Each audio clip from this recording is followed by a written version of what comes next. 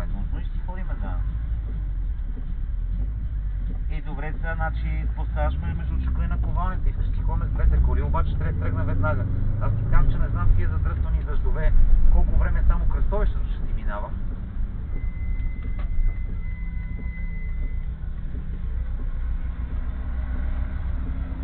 Добре, ако искаш тръгни към сервиза, ще се чакаме там тогава.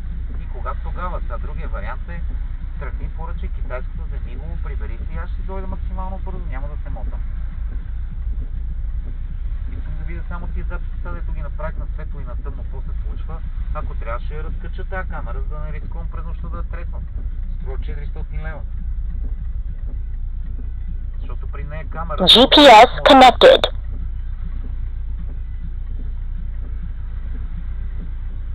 Какво се разбираме сега последно? Ще караш ли към сервиза, да се чакам ли, ти ли ще ме чакаш?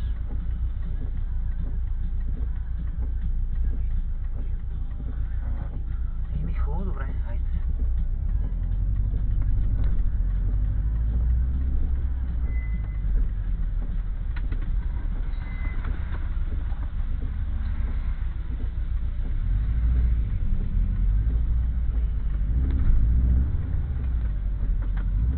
Червено е, овцо!